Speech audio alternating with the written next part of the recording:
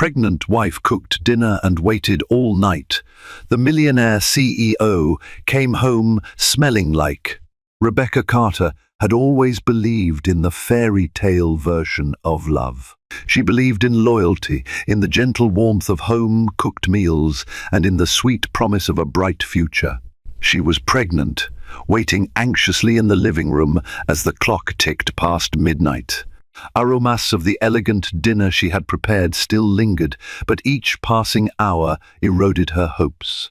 Suddenly the door creaked open, revealing her husband, Richard, disheveled, eyes cloudy with guilt, and reeking of an unfamiliar perfume mixed with sharp whiskey. That single moment became the turning point of their carefully curated life, unearthing secrets that threatened to shatter everything she had built. Rebecca Carter felt her heart skip a beat as the grandfather clock's haunting chime echoed through the spacious dining room. 9 p.m. drifted into 10, then 11, and finally into the realm of midnight. She gazed at the lavish meal she'd so painstakingly prepared: roasted salmon glazed with honey and chili, a creamy butternut squash soup, and a lavish salad bursting with freshly picked vegetables. The candles she had lit hours earlier began to burn down to their wicks, their flames flickering like the last remnants of her optimism. She rested a protective hand on her growing belly, where the faint yet constant flutter of new life reminded her why she was enduring this lonely vigil. Richard Carter, her husband, and an influential millionaire, was supposed to be home hours ago. Rebecca stared at her phone, her eyes blurred with a mixture of worry and fatigue, but no text, no call, nothing. In the silence of the night, every sound became amplified: the steady hum of the refrigerator, the faint rustle of curtains in the breeze, the dull thudding of her own heartbeat. She drew in a deep breath, trying to calm the swirl of anxieties that threatened to consume her. Her thoughts drifted to how they had met. She had been a teacher at a small community college, living a simple life, invigorated by her passion for literature. He had attended a charity gala she volunteered at, flanked by his business associates. He was magnetic, deep-set brown eyes, a disarming smile, and a quiet confidence that drew everyone in. Their conversations flowed effortlessly that night, discussing favorite authors, classical music, and the idea of building a better world. Within months, Richard whisked her away into a whirlwind romance. Flashy hotels, exotic vacations, and a breathtaking proposal had culminated in a grand wedding. People wrote about it in the local newspaper, and many believed she had snagged the quintessential dream husband. Now, the dream felt like a fragile piece of porcelain. She feared any slight crack could break it beyond repair. Her eyes flickered again to the door, half expecting to see him bustling through, full of apologies. But there was only silence, a heavy and suffocating kind of silence that made Rebecca's heart ache. Finally, at nearly 2 a.m., the door clicked open. Richard staggered in, his tie askew, shirt partially untucked. The dim hallway light revealed his disheveled hair and reddened eyes. More unsettling was the unmistakable scent that enveloped him: perfume, sweet and heavy, mingled with stale alcohol. Her heart pounded with the sound of the door closing behind him. She saw a fleeting guilt pass over his face, but it disappeared almost as quickly, replaced by a forced, weary smile. "You're still up?" he asked in a low voice that could not mask the tremor in his tone. She felt a surge of relief that he was safe, quickly replaced by a surge of fury mixed with sorrow. "I made dinner," she replied, her voice even quieter, yet carrying a hint of steel. "I waited." Richard's gaze flickered to the untouched meal. His expression softened for a second, as though he felt the weight of her disappointment. Then he sank onto a nearby chair, releasing a long sigh. "I was at a business event, with clients. It ran late." "You know how these things go," he muttered. His words felt stale, rehearsed. The scented evidence on his collar told a different story. Rebecca decided to say nothing about the suspicious perfume. Not yet, The tension was palpable, like a distant rumble of thunder that threatened a storm of revelation. She simply rose, turned off the lights in the dining room, and left the untouched feast to go cold. That evening, or rather that early morning, ended with a strangled sense of unease. Rebecca retreated to the bedroom, her heart heavy. She was simultaneously relieved. He had come home and devastated by the inexplicable shift in his behavior. In the silence, she listened to him shower, the sound of water pounding against the tile. She swallowed the painful lump in her throat, bracing herself for what might come next. Morning arrived with an unusual chill. Rebecca woke up to see the other side of the bed empty. She felt the sting of tears before she could stop them. He was gone again, leaving without a word. Was it shame, anger, or merely routine? She pushed aside the duvet and padded to the kitchen, craving the comfort of a warm cup of tea. On the countertop, she found a note. Had an early meeting, didn't want to wake you. Sorry about last night, Richard. She ran her fingertips over the crisp paper. His handwriting was hurried, as though he had written the note in a rush of guilt. She let out a shaky breath. For all his resources, for all the trappings of wealth, Richard's words felt bankrupt of genuine emotion. Still, her love for him was a stubborn thing, like a resilient vine that refused to wither. Memories of his tenderness in earlier days played in her mind, small gestures that once warmed her heart. How he used to kiss her forehead each morning before leaving for work. How he'd surprise her with daisies, her favorite flowers, on random Thursdays. She remembered his whispered promises, "I'll always be here for you." The phone vibrated suddenly, interrupting her reverie. The caller ID read Sarah Alvarez, her best friend since childhood. Sarah was a pediatric nurse who had always been a beacon of practicality and empathy in Rebecca's life. "Hey, Becca," Sarah's bright voice carried concern. "You okay? I was worried about you last night. I know it's not like Richard to be out that late." Rebecca pressed her lips together. I'm all right physically, just a bit unsettled. He came home eventually, smelled like some strong perfume." Sarah exhaled on the other end. "You want me to come over? We can talk. I can bring some chocolate croissant." Despite her sadness, a faint smile tugged at Rebecca's lips. Chocolate croissants are an effective therapy. "Sure, come by if you can." When Sarah arrived, she found Rebecca still wearing her robe, eyes swollen from a mixture of inadequate sleep and tears. Without a word, Sarah enveloped her in a hug. The warmth of that embrace felt like a life raft in a stormy sea. They settled in the living room, the same place Rebecca had spent hours waiting the night before. Sunlight streamed through the tall windows, illuminating dust motes floating in the air. The untouched dinner plates were now a quiet testimony to the heartbreak of the previous night. Sarah reached for Rebecca's hand. "Start from the beginning." Rebecca spoke softly, recounting the tense hours of waiting, the overdue arrival, the suspicious perfume, and the lingering feeling that something was amiss. Sarah listened intently, occasionally nodding or tensing her jaw in concern. "Becca," Sarah finally said, "you can't ignore this. You're pregnant, and stress is the last thing you need. Have you considered confronting him head-on?" Rebecca hesitated. Confrontation wasn't her strong suit. She'd grown up in a modest household where conflict was avoided in favor of quiet endurance. "Maybe he's truly busy with clients," she offered, though the excuse sounded hollow even to her own ears. Sarah squeezed Rebecca's hand gently. "Still, something doesn't feel right. You deserve the truth.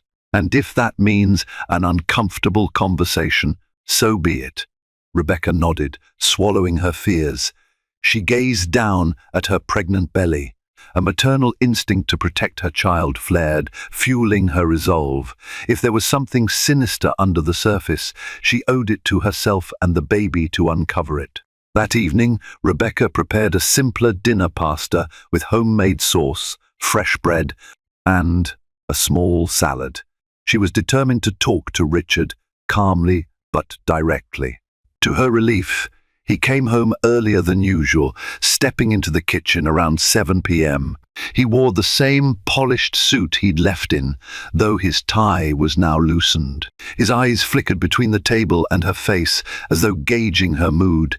She forced a small smile. "Dinner's ready." He nodded, removing his jacket and draping it over a chair. "Thank you. Let me just wash up." They ate in a strained silence. Rebecca could sense the tension humming in the air. She cleared her throat, hoping to dispel the awkwardness. "How was work?" Richard hesitated. "Busy. Meetings. I'm finalizing a deal with some foreign investors. It's complicated." She waited a beat. "About last night. Are you okay? Was it purely business?" He set down his fork, his shoulders stiffening. "Yes, purely business. My client, Mr. Rosenthal, insisted on taking us all to some exclusive lounge. I had to keep him happy." His words were brisk, almost dismissive. "You know how it is. If I offend the client, I lose the contract. One night of entertaining them is worth millions in the long run." Rebecca tried to hide the tremble in her voice. "It's just that you came home smelling like perfume, right?" He cut in, a hollow laugh escaping his lips. "That's from the hostess at the lounge. She was over-friendly, but I promise nothing happened." He offered a tense grin that did little to comfort her. "I'm sorry I made you worry," he continued, taking her hand. "You know how these social events can be. I just couldn't say no, or I'd jeopardize months of negotiation." She studied his eyes, searching for sincerity.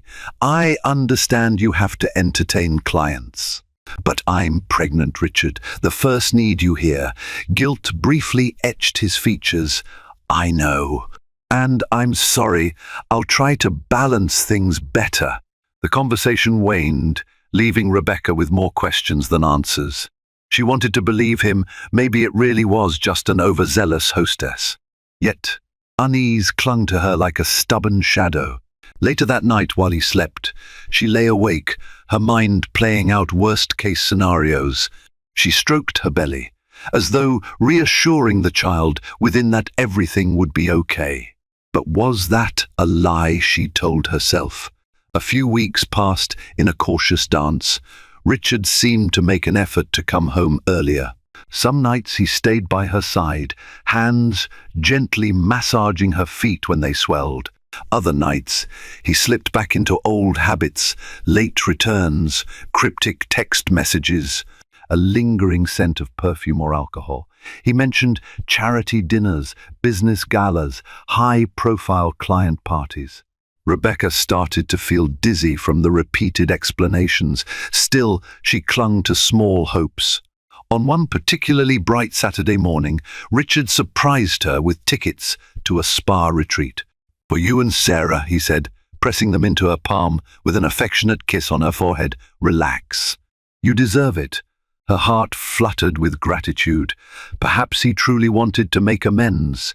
She accepted the gift, deciding to head to the countryside spa with Sarah. It was a short drive from the city, a serene place flanked by rolling hills and calm lakes. The next day, they set off, indulging in massages and herbal treatments, letting the tension of the past few weeks melt away. On the second day at the spa, however, Sarah's expression grew clouded. She stepped out into the corridor after receiving a phone call, her brows furrowed in concern. Rebecca noticed immediately. "What's wrong?" Sarah hesitated. "That was Dr. Green from the hospital. He's an old friend of mine. He mentioned something about Richard's recent visits." Rebecca's face blanched. "Richard's visits to a hospital?" Sarah gave a cautious nod. "Dr. Green said he saw Richard multiple times in the outpatient ward. He was with a young woman named Linda Parker. She's apparently receiving some specialized treatments." Rebecca felt her stomach knot. "Did Dr. Green say why?" Sarah shook her head. "He couldn't disclose details, patient confidentiality and all. But he wanted to make sure everything was okay. He knows you're pregnant, and he found it odd that Richard was there with someone else." Rebecca's heart pounded so loudly she feared Sarah could hear it. Linda Parker.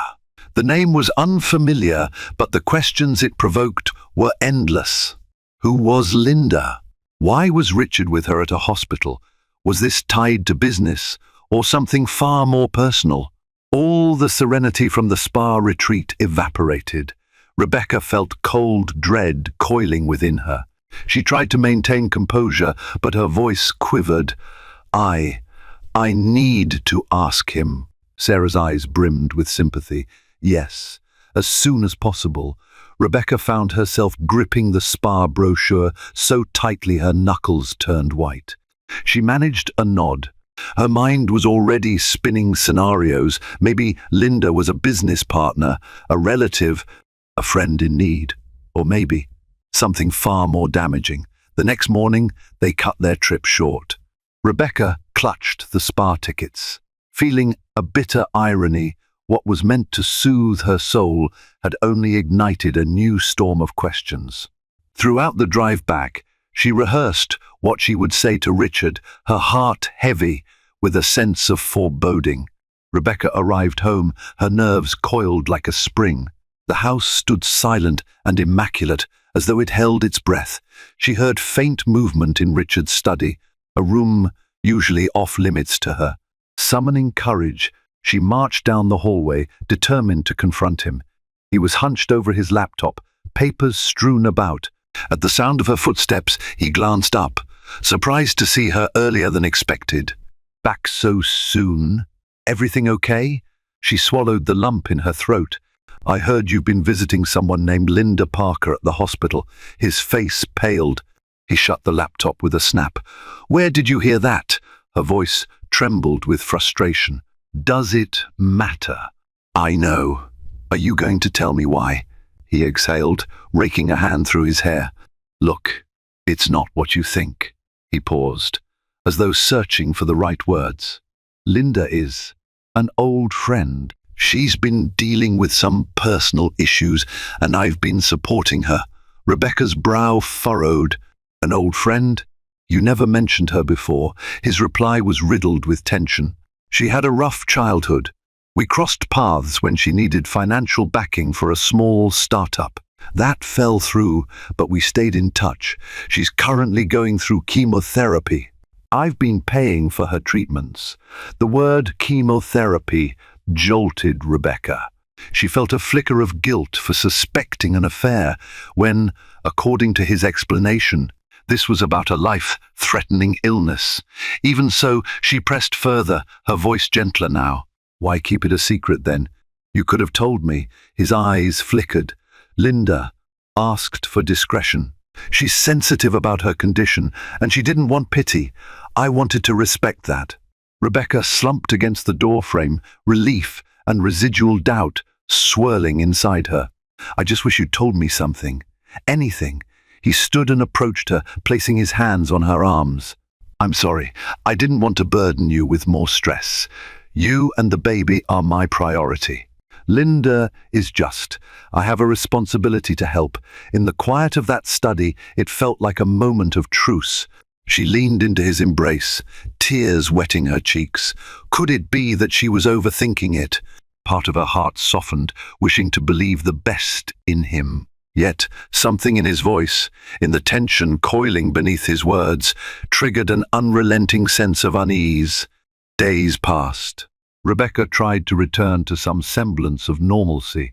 She busied herself with preparations for the baby, from decorating the nursery in a calm pastel palette to shopping for essentials. Richard occasionally joined her, but often bowed out with urgent business calls or client lunches.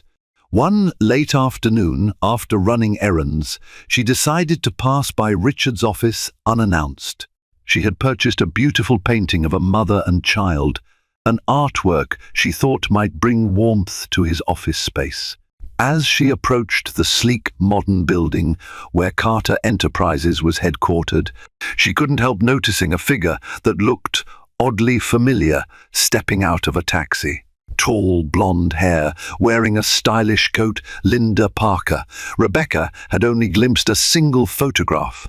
Linda had posted, on her social media back when she was launching her startup. Curious and anxious, Rebecca followed from a distance. Linda entered the lobby and took an elevator. Rebecca, feeling a jolt of apprehension, hurried to a different elevator and pressed the button for Richard's floor. When she arrived, the receptionist looked up with a bright smile. "Miss S. Carter." What a pleasant surprise. Rebecca felt her nerves crackle. "Is my husband in? I wanted to drop off a painting for him." The receptionist's smile faltered. "He's in a meeting. Perhaps you can wait in his office?" Nodding, Rebecca walked down the hallway. She moved quietly, passing the conference rooms. Through a windowed door, she glimpsed Richard sitting at the table, Linda right beside him. Rebecca's heart thumped. Were they discussing her treatments, or was this a business meeting? They were leaning in close, Richard's expression intense, Linda's hand placed lightly on his arm. The atmosphere spoke of intimacy rather than business formality.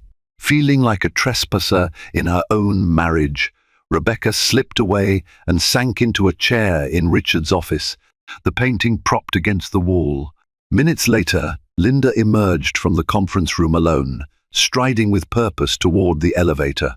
Richard followed shortly after, seemingly lost in thought, before he noticed Rebecca. He stiffened, surprise flashing across his features.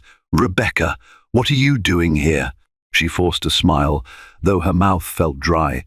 "I brought you something for the office. I saw you were busy." Was that Linda? His expression tensed. "Yes, that was Linda. She's, discussing some philanthropic projects with me. She wants to fund medical research and ask for advice." Rebecca's hand shook slightly on the arm of the chair. "Right." He hesitated, approaching her. "Rebecca, I can sense your suspicion. There's nothing going on." "We're just old friends," she finished, her voice brittle. "I remember." He let out a slow breath, resting a hand on her shoulder. "Let's go home. We can talk more comfortably there." Yet, as they drove home, the conversation was minimal. Rebecca stared out the window, mind a whirl of conflicting thoughts. Was it guilt on his face, or frustration at her intrusion? She couldn't decide. With every passing day, it felt like they were both actors in a carefully orchestrated show, playing roles they could no longer keep straight. 2 more weeks slipped by in an uneasy pattern. Late nights, cryptic phone calls, tense smiles. Rebecca felt like she was drifting further from the man she married. One night, unable to bear the chasm growing between them, she confronted him after dinner. "Richard, I can't live like this," she began, voice trembling. "I need the truth. I want to believe you're just helping a friend. But I'm scared." He looked away, jaw clenched. Then, in a moment of apparent resolve, he nodded. "All right. Tomorrow morning come with me. I'm going to Linda's place. I want you to see for yourself. Then you'll understand." His words stunned her. Was it a genuine attempt to clear the air, or a desperate move to maintain a facade? She nodded. "Fine." The next morning they drove to a modest apartment on the outskirts of the city.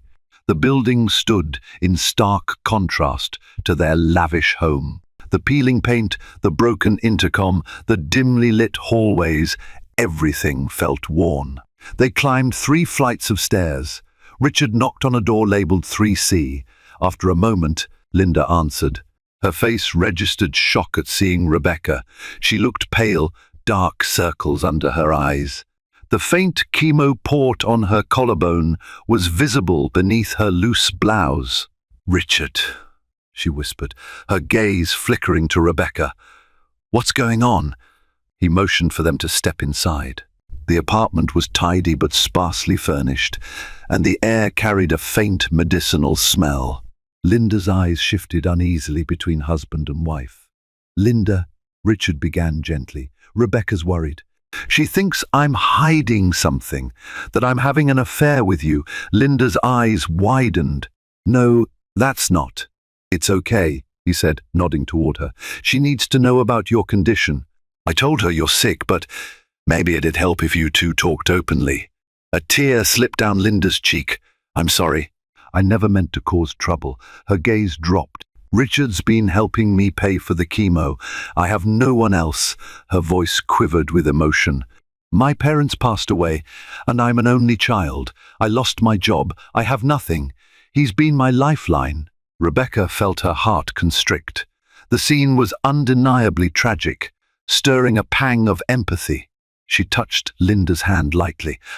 I'm so sorry you're going through this.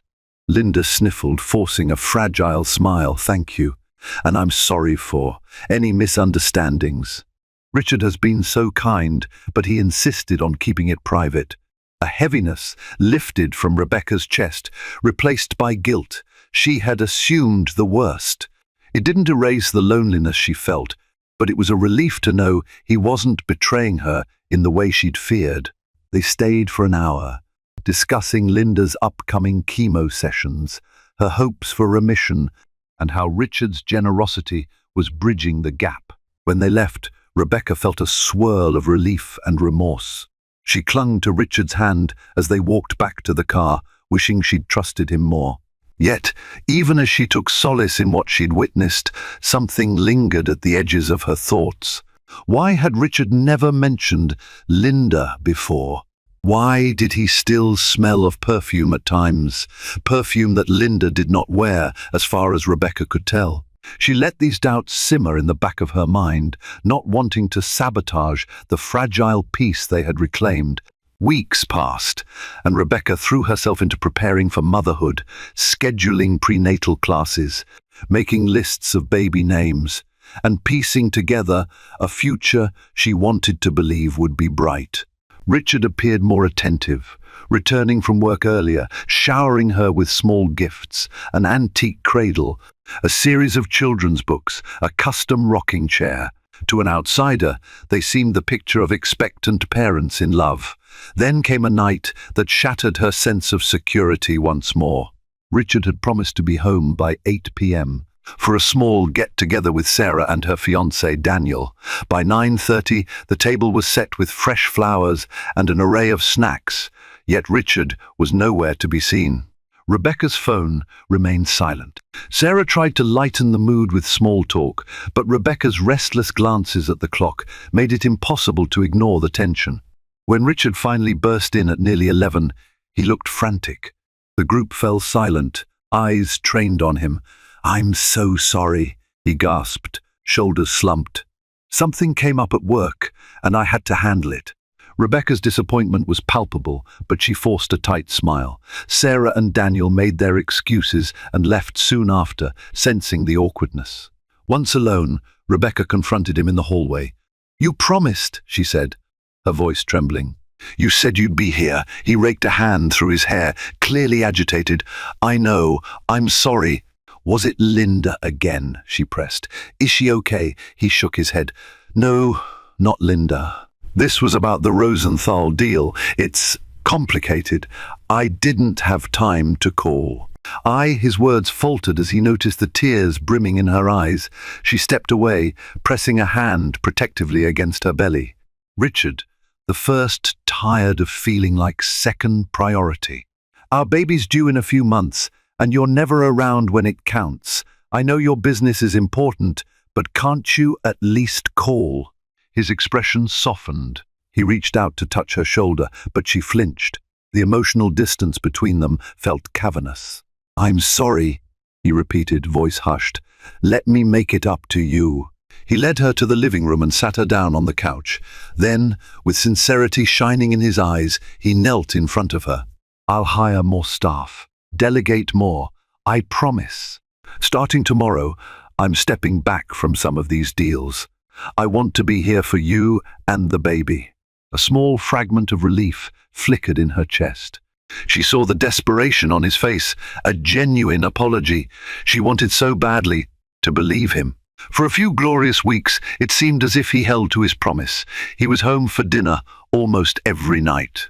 They laughed again, discussing baby names, reminiscing about early memories of their dating days. He accompanied her to prenatal checkups, holding her hand during the ultrasound when they learned they were expecting a girl. The joy in his eyes looked real, lighting up the room in a way she hadn't seen in months. But one afternoon, as Rebecca sorted through the mail, she found an unfamiliar receipt from an upscale boutique. The item listed was a designer perfume, one she had never seen or worn. Expensive. More than she'd ever spent on a fragrance. The receipt was dated just a week ago. Immediately, her mind spiraled. Could it be a gift for her? But he'd never given it to her. She remembered the lingering scent on his clothes.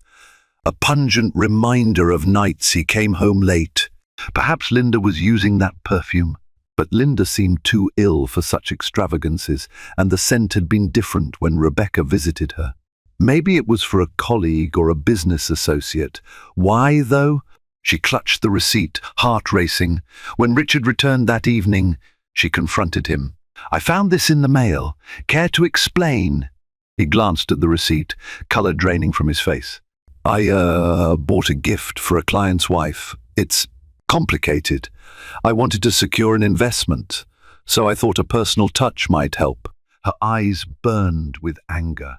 "You spent hundreds of dollars on perfume for a client's wife, yet you never mentioned it to me, or used company funds, or even told your finance manager." He shook his head, looking trapped. "I didn't want it to appear on official accounts. That's precisely why it's private. High-stakes negotiations sometimes require personal gestures. It's all part of the game." Rebecca's mind reeled. "A game? This is our life, Richard. You're giving extravagant gifts to people I've never met. You come home late. You smell of perfume I don't wear. How am I supposed to trust you?" A muscle in his jaw twitched. "Rebecca, I'm trying to keep everything afloat. My business, our future. You enjoy a good life. It's because of these deals." She sucked in a shaky breath. "I never asked for extravagant wealth. I just wanted you by my side, loving me, caring for our child. Where's that version of you?" Silence. He didn't answer.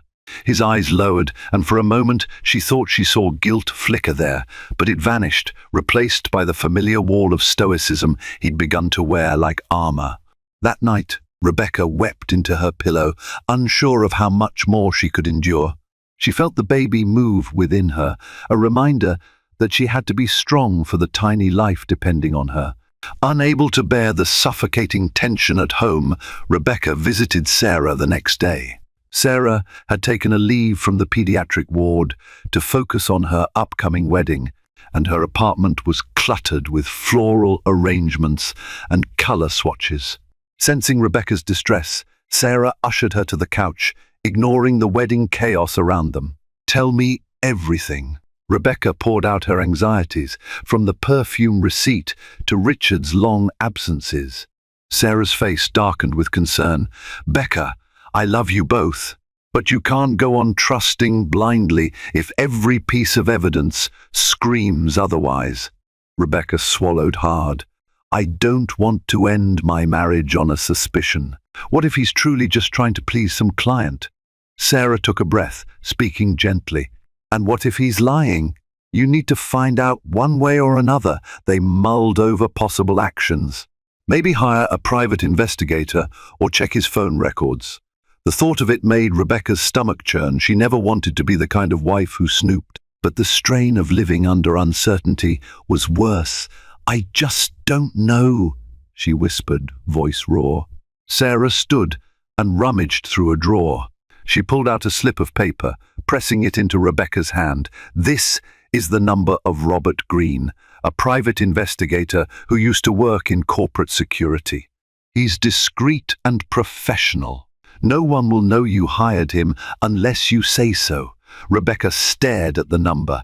It felt like crossing a dangerous line, but maybe it was the only way to find peace. Days turned into nights. Nights into a slow, painful week. Each day, Rebecca debated whether to dial Robert Greene's number. She looked at Richard, who seemed more than ever like a mystery, and then at her swelling belly, a future that felt precarious. Finally, After another late-night return from Richard, during which he delivered a vague explanation about urgent deals, she reached her breaking point. Alone in the dim living room, she dialed the number. Robert Greene answered in a calm, measured tone. They spoke briefly, and she explained the situation. He agreed to meet her at a cafe far from her usual haunts, to ensure discretion. The following afternoon, she sat at a corner table, sipping iced tea, heart pounding in her chest. When Robert arrived, he appeared as a collected man in his 40s, wearing a simple blazer and carrying a neat folder. They spoke in hushed tones. He asked straightforward questions. Where did Richard often go? Who were his usual associates? Did she suspect any particular individual? She handed over the perfume receipt and a few questionable bank statements she found among Richard's documents transactions that didn't seem to tie into their household expenses or his known business ventures. Robert studied them quietly, then nodded. I'll do a background check. Gather any extra details you can recall about suspicious behavior. I'll keep you informed. Walking away from that meeting, Rebecca felt her heart lurch with conflicting emotions, guilt for spying on her husband, fear of what she might discover, and a desperate hope that all of this would be for nothing, that it would confirm Richard's innocence. For the next 2 weeks, tension gnawed at Rebecca from the inside out.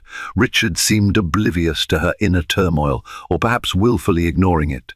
He continued living his routine, occasionally showering her with small tokens of affection, sometimes working late. Linda Parker was still receiving treatment, and occasionally Richard would leave to check on her. Rebecca waited, a silent witness to their unraveling marriage. Finally, one crisp autumn morning, she received a call from Robert Greene. I have the information you requested. It's urgent. Can we meet? A sense of dread crashed over her. She agreed. This time, they met at a public park. The air was chilly, leaves falling in golden heaps. Robert arrived, expression grave, folder in hand. What did you find? Rebecca asked, voice trembling despite her attempts to stay composed. Robert hesitated, as though carefully choosing his words. There's more than one issue here, Mrs. Carter. First, the bank statements you gave me connect to an account in Linda Parker's name, so that part appears legitimate. He is paying for her medical bills. But there's another account he's been funneling money into. This one doesn't tie back to Linda at all. It's under the name Julia Lang, large sums at irregular intervals for the past 6 months. Rebecca's eyes widened. Julia Lang, who is she? Robert opened the folder and handed her a printout of a photograph. A glamorous woman in her late 20s, dark hair, poised posture. She's a socialite, based on what I've uncovered. She's well known for mingling with wealthy circles. I tracked some of Richard's movements. He's met her at private clubs, high-end hotels. This is separate from any business deals under Carter Enterprises. The world tilted beneath Rebecca's feet. A wave of nausea swept over her, and she pressed a hand to her belly, where the baby stirred in anxious response. Are you saying? Robert's eyes were kind but firm. I can't confirm the nature of their relationship, but it's suspicious. The perfume receipt you found aligns with one of Julia's known preferences. She's been photographed wearing that exact scent at multiple events. For a moment, the park spun around Rebecca, the trees and the path blurring into a mosaic of heartbreak. She had been prepared for some possibility of an affair, or maybe hush money for a scandal. But hearing it laid out so starkly tore at her soul. She stumbled to a nearby bench, tears pooling in her eyes. Robert sat beside her, maintaining a respectful distance. I'm sorry, Mrs. Carter. I know this is devastating. I can gather more evidence if you wish, or we can stop here. Rebecca swallowed hard, tears blurring her vision. She wanted to scream, to rage, to weep, but above all, she felt a fierce protectiveness for her unborn daughter. I need more.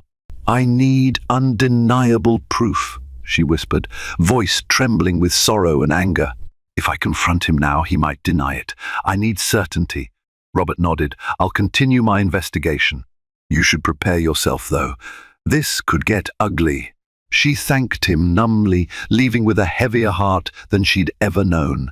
Her illusions lay in tatters. She thought back to Linda's earnest eyes and frail form. She was indeed sick, and Richard was helping her. But that didn't excuse this other betrayal, Julia Lang. Perfume, secret accounts. A wave of nausea rose again, forcing her to steady herself against a tree. When she finally managed to drive home, her tears had dried into a cold, resolute mask. She arrived at the house silent, immaculate, haunted by half-truths. She retreated to the nursery, the room that once brimmed with hopeful anticipation. Surrounded by pastel walls and tiny stuffed animals, she sank to the floor, sobbing until the early hours of morning. The next week passed in a blur.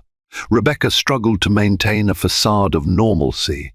She avoided direct confrontation with Richard, who remained oblivious, caught up in his business dinners. Philanthropic gatherings, or so he claimed. A part of her almost wished he'd sense her agony and confess. But he offered no revelation. The tension came to a head on a stormy Friday evening. Rain lashed against the windows, thunder growling in the distance. Robert Greene called again. I have the proof you asked for. Photos, statements. I'll email them to you securely. Rebecca waited in the darkened living room, staring at her laptop. The email arrived, containing an attachment labeled confidential. With trembling fingers, she opened it. There, spread across pages of meticulously compiled data, were images of Richard and Julia Lang, entering a luxury hotel arm in arm, leaving a private yacht party at dawn, embracing on a terrace. Receipts for extravagant gifts, the same perfume, and even a diamond necklace. The sums he transferred to her account, lump sums that could buy a modest house outright. Tears blurred her vision. She scrolled through photograph after photograph, each capturing a new angle of a betrayal that cut deeper than any wound she'd ever experienced. She felt a swirl of fury, heartbreak, revulsion, and unimaginable pain. The man she loved, the man who promised forever, was living a double life. Her phone buzzed. Richard was calling. For a moment, she couldn't bear to look at his name on the screen. Then, fueled by indignation, she answered. Where are you? He paused. Thunder rumbled in the background. At the office. Running late again. I'll be home soon. A bitter laugh escaped her. Don't bother with your excuses tonight. Just come home. She hung up, not waiting for his response. She paced the living room, her mind in turmoil, deciding how to confront him. Her pulse hammered so loudly she could hardly think. She considered leaving, packing a bag, and disappearing. But no, she wouldn't run from this. He needed to face what he'd done, and she had to see it through for the sake of her child.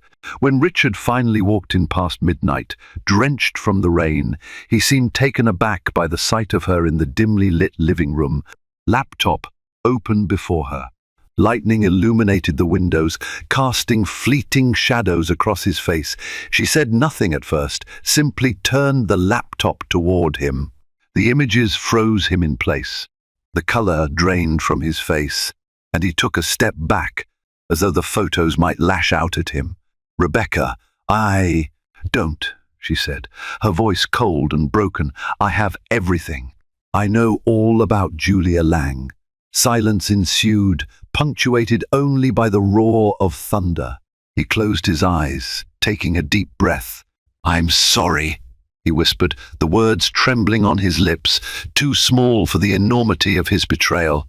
She rose to her feet, her entire body shaking. You lied to me, made me feel guilty for doubting you, while you showered that woman with gifts and secret accounts.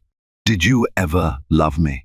Or was I just the wife who'd bear your children while you indulged in your real desires? Tears glistened in his eyes, but Rebecca felt no sympathy. I do love you, he insisted, voice cracking. Julia was. A mistake that spiraled out of control. I never meant to hurt you, but you did, she said, cradling her belly. You hurt me, and you hurt our child. How am I supposed to trust you now? He tried to approach her, but she stepped back. She thought about Linda Parker, truly sick and relying on him. She'd been honest about her gratitude. That was real. But what about this? Nothing about Julia Lang felt remotely justifiable. You have to understand, he pleaded. This affair started when we were going through a rough patch. I felt lonely. You seemed distant, so buried in your teaching and wanting a family. I got caught up in the excitement, the thrill, but it meant nothing compared to you. A hollow laugh escaped her lips. Meaningless? You spent hundreds of thousands of dollars on her. You're financing her lavish lifestyle. Don't insult me by calling it meaningless. He wiped rain from his brow, despair lining his features. I was stupid, reckless. I ended it months ago, but she threatened to expose it all, ruin me, ruin us. So I kept paying her. That's why I had to keep meeting her, to negotiate. She's blackmailing me, Rebecca. That last revelation struck like a thunderbolt. Blackmail? He nodded, voice trembling. I couldn't let her go public. It would destroy my business and drag your name through the mud. And with the baby coming, I tried to manage it, but it only got worse. Rebecca felt the weight of betrayal grow even heavier. So it was not just an affair, but a messy entanglement with a woman who would do anything to keep money flowing. So you lied to me, lied about everything, to keep it from blowing up. And you'd have kept lying forever if I hadn't found out. His silence was an admission. I'm sorry, he whispered, tears shining in his eyes. I'm so sorry. Rebecca pressed a hand to her forehead, tears of anger and heartbreak spilling down her cheeks. She wanted to scream, to erase the last few months, to cling to the memory of the man. She married before everything rotted beneath the surface. For the next few hours they argued, cried, and tore at each other with raw truths. Richard confessed every detail, from the night he first met Julia at a fundraiser, to how their fling escalated, to how he tried to end it only to be threatened with public exposure. Julia was cunning, refusing to let him go easily. And amidst it all, Linda's situation was also real, compounding the complexity of secrets he juggled. Dawn broke, pale light filtering through the rain-streaked windows.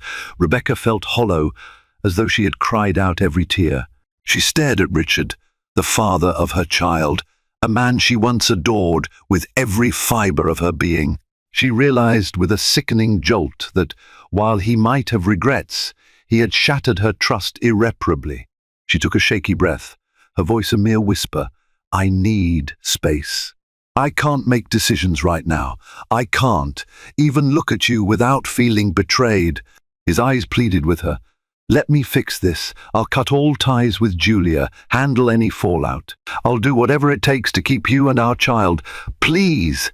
She turned away, tears welling again. I'm leaving. I'll stay with Sarah for a while. I need time to think. He attempted to protest, but she gathered her things, tears slipping silently down her cheeks. She paused at the threshold, looking back at him one last time. I don't know if I can forgive you, Richard. With that, she left, stepping into the morning light that felt cold and merciless. Her world irrevocably changed. In the weeks that followed, Rebecca moved in with Sarah. Her friend opened her apartment with a sympathetic heart, offering unwavering support. Rebecca cried, raged, and tried to find some path through the debris of her broken marriage.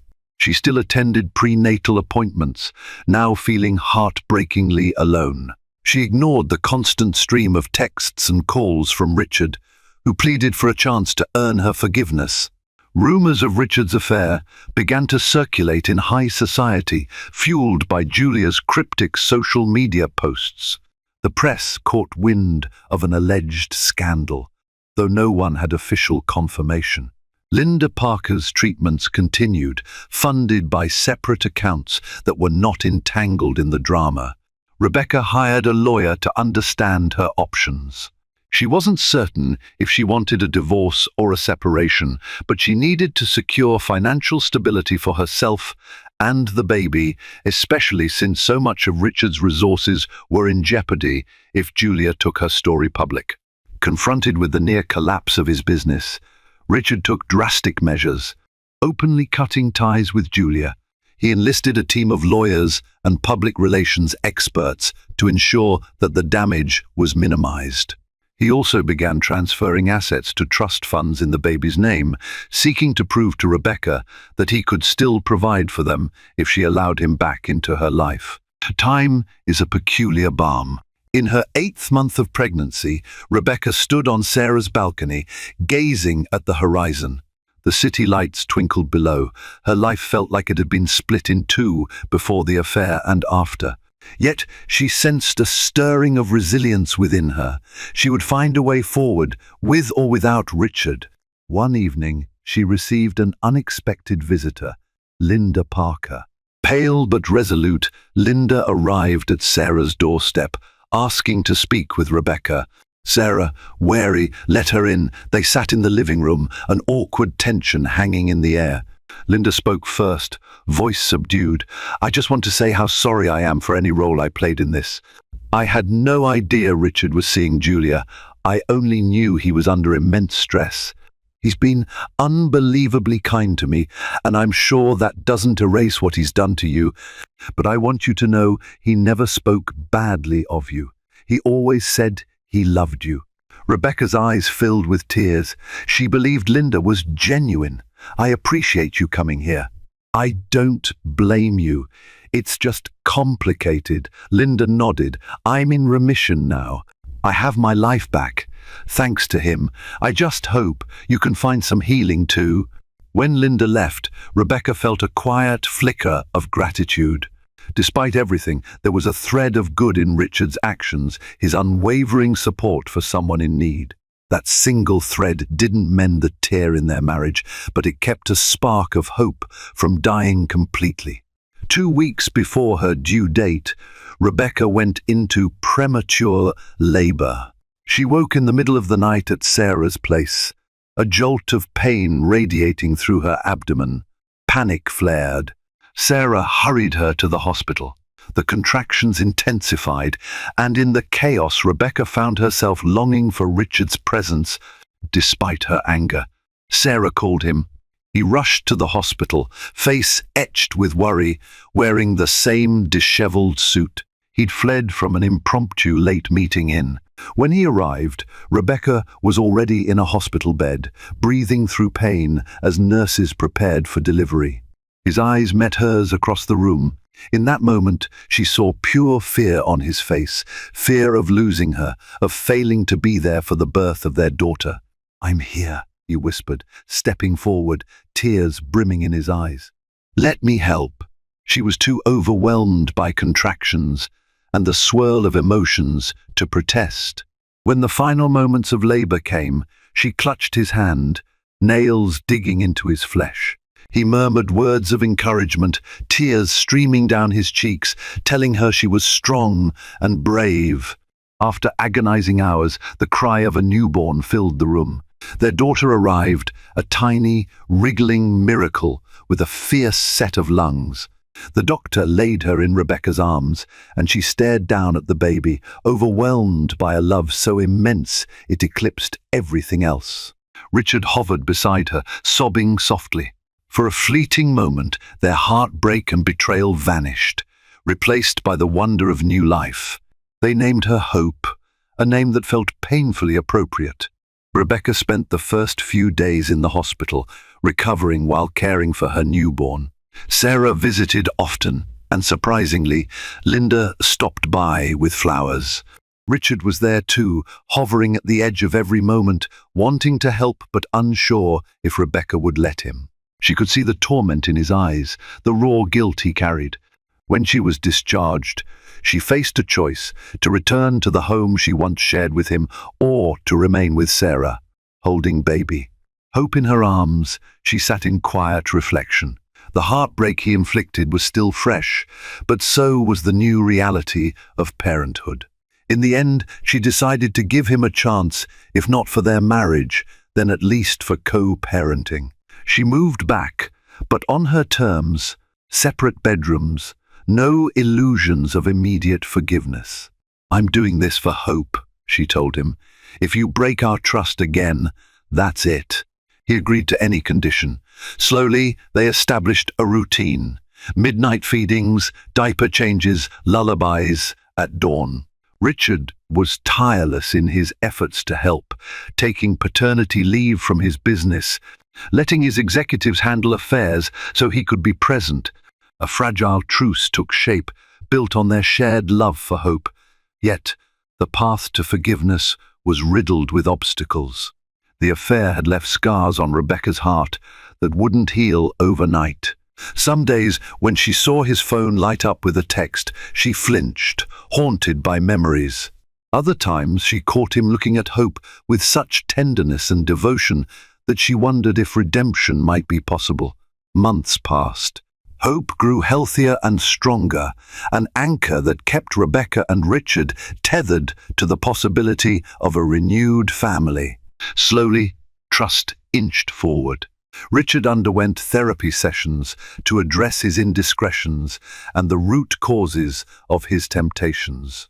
Rebecca sought counseling too, grappling with the trauma of betrayal. Sometimes they went to couples sessions, where tears were shed and anger was confronted head-on. Julia Lang eventually disappeared from their lives, her blackmail attempts thwarted by a legal team that threatened countersuits and public defamation charges. Linda Parker, in a gesture of gratitude, established a small charitable foundation in Richard's name to help other cancer patients who lacked support. The story circulated in certain circles, overshadowing the rumors of scandal, painting Richard's philanthropic side in a kinder light.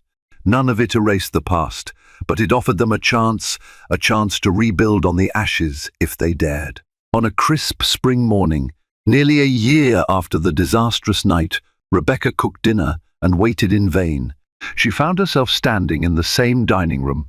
This time, it was Richard who had prepared a meal, a simple dish of grilled chicken, salad, and roasted vegetables. The table was set with fresh flowers. Hope, now gurgling happily in her high chair, reached out chubby hands to grasp a toy. Rebecca's eyes misted as she took in the scene. She remembered how empty this space had felt that night, how betrayal had haunted every corner. Yet, here they were, a family broken pieces, painstakingly fit back together. She gazed at Richard, who met her eyes with quiet humility. "Thank you for staying," he whispered. "Thank you for giving me another chance." She took a breath. "Thank you for showing me you could change," she replied softly. They ate in comfortable silence, interrupted only by Hope's delighted squeals. Outside, birds chirped, and sunlight streamed through the windows, illuminating the table where once only shadows of heartbreak had gathered. Rebecca knew their future wasn't guaranteed. The road to true healing would be long and twisting, but for now they had found a cautious peace, anchored by the love they shared for their daughter and the fragile threads of forgiveness that, against all odds, continued to strengthen each day. In time, they might rebuild all that was lost, or build something new and stronger in its place. The story of Rebecca and Richard Carter reminds us that the foundations of our lives can crack, even when they appear strongest on the surface. A single betrayal, a moment of weakness can shake us to our core. Yet, hope often emerges in the most unexpected ways through the arrival of new life, the support of honest friends, and the willingness to confront the darkest parts of ourselves. In the end, Rebecca chose not to run from heartbreak, but to face it, ensuring that her daughter would know love, regardless of the sins of the past. True healing is never easy, and forgiveness does not come without pain. But when trust is rebuilt, it can forge a bond stronger than before. If you found value, inspiration, or even a life lesson in this story, please remember to like this video, Share it with others, and subscribe to our channel for more tales that resonate with the human spirit. Your support helps these stories reach more people in need of hope and understanding. Thank you for being part of our journey.